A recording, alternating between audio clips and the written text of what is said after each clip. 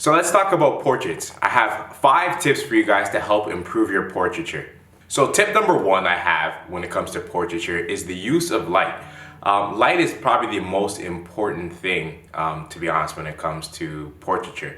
For me personally, I like using a mix of shadows and light.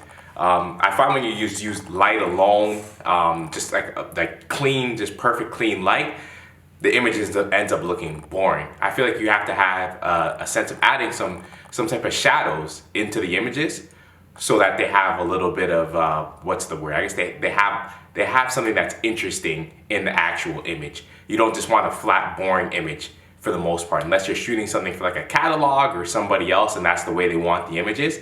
I feel like the use of shadow is one of the best things you could have with photography. The next thing I find that you could also definitely use just to spice and spruce up your images is the use of color gels. Color gels, they have different tones. They have different tones and they add different meanings to the images with different colors. So those are some of the things I would definitely try to incorporate when it comes to lighting. Tip number 2 I have for you guys is the use of props. Props to me really help models be able to add to their poses. Especially things like flowers. Flowers are probably one of the easiest things you could use and also probably one of the cheapest.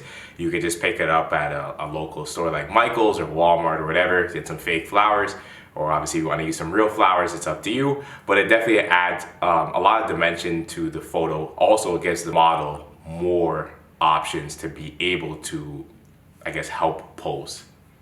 The next one that I sort of like personally is actually just the use of a simple stool or chair. With a stool or chair, it brings down the typical level, the typical eye-to-eye level you're using when shooting. It also helps the model be able to pose, you know, in a variety of ways, get her in a different way, get her or him in a different way, going full body.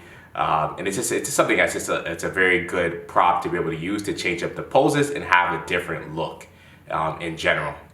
Tip number 4, I would say when it comes to posing, guide the model, but don't try to enforce poses on the model. Every different model, they know their own poses and their own features the best. They always say, okay, oh yeah, my right side or my left side might be better, and they know themselves the best. So work with your model in that way, and then guide the models if you sort of want a bit of a different look.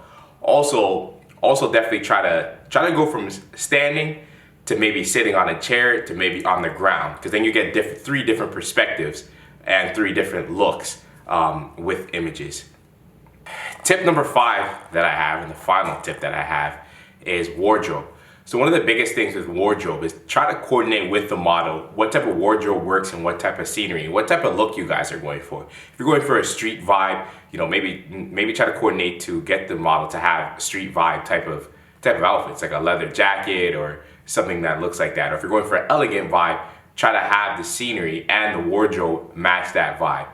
Sometimes in shoots, you guys, I guess, didn't coordinate with each other, and then the shoot doesn't really end up going good because the wardrobe was off. So definitely try to coordinate with the model and work with the model, see what type of look you guys are going for, and then make sure the scenery matches that look. Hey guys, thank you guys for watching that video tutorial. I hope you guys found something valuable from that video. Please like and subscribe for more video tutorials coming up. Bye-bye.